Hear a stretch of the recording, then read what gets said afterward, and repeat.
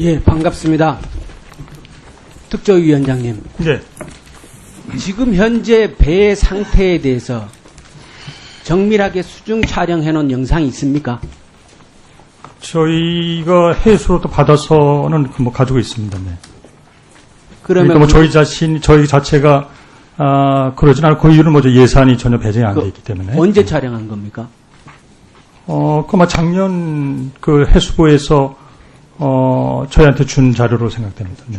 그 영상을 보면은 예. 배의 상태에 대해서 그 네. 구석구석 이렇게 환히 파악이 되는 정도입니까? 어느 정도는요. 네. 그러나 이제 모든 걸 확실히 파악하기는 어렵고, 그리고 저희가 이제 조사 기관인데 예. 저희가 조사 목적을 위해서 그런 걸 촬영한 것이 아니기 때문에 저희가 보기엔 좀 미흡한 면이 많이 있다 이렇게 생각합니다. 그건 어떤 목적으로 촬영된 건가요? 그러니까 지금 말씀대로 저희가 촬영한 것은 아니고 예. 이제 해수부에서 제가 알기로는 초기에 예. 인양전에 우선 그 선체를 파악해서 촬영을 했고, 그 다음에 이제 인양을 준비하면서 여러 가지 각도에 그러니까 그냥 그대로 있는 영상도 있고 또는 동영상도 있고 그런저런 그 해수부의 제가 알기로 인양을 목적으로 해서 좀 촬영한 거를 저희가 일부 받아서 가지고 있다 이렇게 말씀드립니다. 네. 현재 배의 상태가 내부가 네. 어떻게 되어 있는가라는 게 매우 궁금할 것 같거든요. 사실 네. 저는 그게 궁금해요. 네. 그리고 지금 우리가 배를 인양해야 되는 상황인데 인양하는 과정에서 또 변화가 있을 수 있으니까 네. 인양하기 전에 배의 내부 상황이 어떠했는가라는 것을 사전적으로 기록해 놓을 필요가 있지 않겠습니까? 저는 그렇게 생각합니다. 근데 왜 할 수 있는 한요. 네. 특조위에서는 직접 그것을 안 하시죠? 아까도 말씀드렸지만 그냥 맨몸으로 가서 할 수는 없는 거고요. 그러니까 이제 저희가 그걸 조사하려면 우선 거기까지 가야 되고 예. 또 잠수를 고용해야 되고 배도 빌려야 되고 굉장히 여러 가지 물적 인적 필요합니다. 또 하나는 이제 해수부가 저희가 그런 조사를 하는 데 대해서 동의, 협조 내지는 게 필요하고요. 그런데 우선 첫째로 저희가 지난해 그 농해수위 쪽에 저희가 이제 인양을 위해서 그 예산 신청했는데 그 당시에 저희가 한 120억 정도를 받았는데 거기에 좀 일부 있었습니다. 근데 그게 대폭 깎이면서 전혀 저희가 그 인양에 관한 예산을 배정하지 못했기 때문에 저희가 할 수 없었죠. 알겠습니다. 예, 그런 상황입니다. 그 해수부 차관님에게 묻겠습니다. 예. 방금 제가 말씀드린 그런 목적으로 현재 배의 상태를 정밀하게 수중 촬영할 의향이 없으십니까? 인양 준비 과정 그리고 인양 지금 현재 추진하고 있는 과정에서 저희가 이 잠수부들이 들어가서 하는 작업을 모두 다 영상 촬영을 하고 있습니다.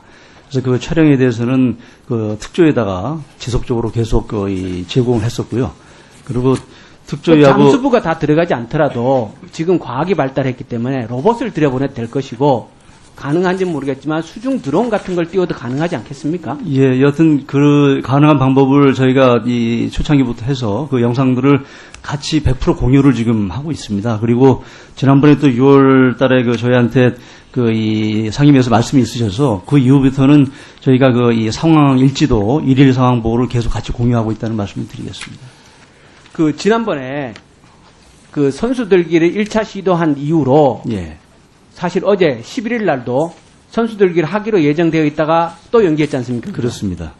이 진행 상황을 보면은 우리 국민들 입장에서 과연 배를 끌어올릴 수 있겠느냐? 그리고 정부에서는 그 긴 기간 동안 얼마나 많은 준비를 했는가 하는 의구심이 들 수밖에 없단 말이에요. 그런 점에서 현재 배의 상태를 얼마나 정확하게 파악하고 기록하고 있는가라는 의구심도 갖고 있습니다. 그렇기 때문에 우리는 반드시 끌어올려야 되잖아요. 그렇습니다. 그리고 진상 규명해야 되고. 그렇습니다. 그런 차원에서 좀 더 적극적으로 수중 촬영 기록 남겨주시기 바랍니다. 예, 수중 촬영은 일단 사실은 작년 11월 달에 특조위가 지금 5일 동안 저희가 인양 과정을 멈춘 상태에서 특조위가 촬영을 한 적이 있습니다. 그래서 그거에 대해서는 저희가 한번 기회를 드렸다고 하는 말씀을 좀 드리고요. 지금 말씀드린 대로 저희가 이 태풍철, 그 다음에 동계철이 돌아가기 전에 하여튼 인양을 할 수 있도록 다각적인 그런 방안을 계속적으로 노력을 하도록 하겠다는 말씀을 드리겠습니다. 예, 알겠습니다. 그리고 농림축산식품부 장관님께 여쭙겠습니다. 결산서를 보면서요, 가장 크게 느낀 점은 어디나 할 것 없이 2월 불용액이 엄청나게 많아요. 여러 의원님들이 말씀을 하셨습니다만 특정 부분을 지정해서 얘기할 수 없을 정도로 모든 부분에 있어서 2월되고 불용된 예산이 엄청나게 많아요. 이게 2011년도, 12년도, 13, 14, 15, 5년 동안의 이용 불용 예산의 비율을 기록한 건데요. 다른 부처는 저게 5%대라는 거 아닙니까? 그죠? 근데 우리 농업 부분만 10% 이상, 많을 땐 20% 가까운 수치의 2월 불용 예산을 기록하고 있단 말이에요. 합치면 불용액만 하더라도 1조가 넘는 해가 많습니다. 한중 FTA를 하고 나가지고 그 피해를 보전하겠다고 19대에서 여야가 상생기금을 합의해서 만든 금액이 얼마냐면 1년에 1,000억씩 모아서 10년에 걸쳐서 1조를 만들겠다는 거 아닙니까? 그죠? 상생기금 전체 총액이. 그런데 한 해에 불용되는 예산만 1조가 넘어요. 그거 1,000억씩 모아갖고 1조 만들, 그거 할 게 아니라 저거를 없애야죠, 저걸. 저 금액이 실질적으로 농민들에게 돌아가도록 해야 그래야 되는 거 아닙니까? 저는 저게 이용 불용 예산이 저렇게 많을 수밖에 없는 거는 매우 구조적인 문제라고 생각합니다. 한두 해 걸쳐서 일어난 일이 아니기 때문에 첫 번째 원인은요, 우리 농업 예산의 운영 방식이 세계적인 흐름에 안 맞다는 거예요. 이미 시대적인 흐름에 안 맞다는 거예요.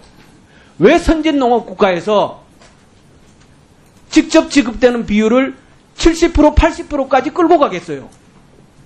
그런데 우리는 여전히 사업비 위주로 편제해놓고 그 사업비라는 게 사실상 관치농정이거든요. 대표적인 예가 죄송합니다만 장관님 늘 얘기하시는 ICT 농업. 현장의 이해와 요구를 반영해서 그 농정이 이루어지는 게 아니지 않습니까? ICT 농업에서 가장 대표적으로 2월 불용 예산이 발생하고 있지 않습니까? 토건 예산, 하드웨어 예산, 이 여기서 전적으로 이용 불용 예산이 발생되고 있지 않습니까? 이 예산의 근본 틀을 바꿀 의향은 없습니까? 네, 그 의원님께서 지적하시는 부분에도 그 일리가 있다고 봅니다. 저희들이 이 불용이라든지 이월이 많은 것은 조금 전에도 여러 의원님들께 설명 올렸습니다만은 구조적으로 최근 3년 동안에 이 경기가 굉장히 이게 어려워서 좋지 않아서 농특세 재원이 부족한 그런 부분도 있고요. 예, 예. 또 많은 사업들이 지역을 대상으로 이렇게 하다 보니까 이게 저희들은 자금을 내려 보냈지만 지역에서 매칭 펀드나 이런 것이 안 돼서 그런 경우도 있고 실제로 많은 이유는 사업들이 여러 가지 있다고 봅니다. 많은 사업들이 집행이 안 되고 집행했던 사업도 이용도가 매우 낮고 만족도가 낮은 사업들이 부지기수로 많지 않습니까? 그 다 건축 하드웨어 예산들이고. 그 하드웨어 얘기를 하시니까 그런데요. 우리가 유럽 쪽에는 직접 지불 비중이 높습니다. 우리도 최근에는 직접 지불하는 것이 꽤 많이 높아졌습니다. 한 40% 가까이 높아지긴 했는데 유럽 같은 데는 반농사 위주고 한국처럼 이렇게 농업 생산 기반을 만들고 이럴 필요는 없단 그렇게 말이죠. 말씀하시니까 제가 그러니까 예를 그 차이는 좀 들게요. 있을 수 있다 이 말씀을 드립니다.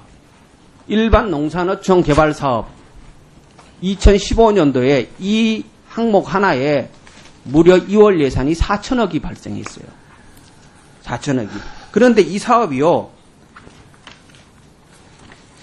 진행되는 사업에 대해서 이미 기집행된 사업에 대해서 농림축산식품부에서 조사를 한 거를 보면요, 전체 150개 지구에서 92개, 무려 61.3%가 시설물 활용 부진이라고 자체적으로 평가를 해요.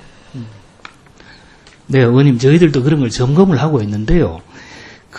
일반 농산어촌 개발이야말로 대표적인 지특회계 사업인데, 지특회계가 뭐냐 하면은, 지방자치단체가 그 지역의 공공서비스를 수준을 높이기 위해서 재량껏 하고 우리가 럼섬으로 주는 돈입니다. 그냥 목돈을 주는 건데요. 지역의 여건이나 특성에 맞게 그 돈을 쓰도록 이렇게 해 주는 것입니다. 그런 점에서 근데 이 지특회계 재원이 바로 농특세입니다. 농특세가 이게 안 들어오니까 이게 이제 지특회계가 이율이 생길 수밖에 없는 이런 구조적인 모순이 있었다는 말씀드립니다. 이 부분을 그렇다 해서 뭐 문제가 없습니다. 이렇게 말씀드리는 게 아니라 해결을 위해서 애를 쓰고 있다. 그리고 의원님께서도 좀 같이 좀 도와주십사 이런 부탁을 드립니다. 불용 예산이 함께 발생하면서 그 규모가 어마어마하지 않습니까? 1년에 불용 예산만 1조가 넘는 해가 많다라는 게 그게 말이 됩니까? 저는 제가 드리고 싶은 말씀은 사업 예산, 그러니까 예산의 운영 방식을 전면적으로 검토하고 변화시킬 시점이 왔다는 거예요. 세계적인 흐름도 그렇고 이제 농정이라는 거는 단지 농정을 벗어나야 하지 않습니다. 현장의 이해와 요구에 동조하는 농정으로 가야 되지 않습니까? 근데 그 의원님 지적하시는 부분이 최근에 그런 이 경향을 우리도 노력은 하고 있습니다만은 현재 한국의 인프라의 수준이라는 것이 꼭 관치를 하기 위해서 그런 게 아니라 아직도 기반 정비라든지 이런 거에 투자가 필요하다. 또 무슨 RPC니 이런 예를 들면 시설 투자가 필요하다. 이렇게 수요가 있지 않습니까? 그런 것들이 반영된 것인데요. 어쨌든 가능한 범위 내에서 의원님 그 지적 사항을 이렇게 고려해서 저희들도 좀 어떻게 하면은 이 한정된 예산을 효과적으로 쓸 것인지 이런 부분에 대해서 좀 더 고민하겠습니다. 예. 김의원님 마무리해 주시죠.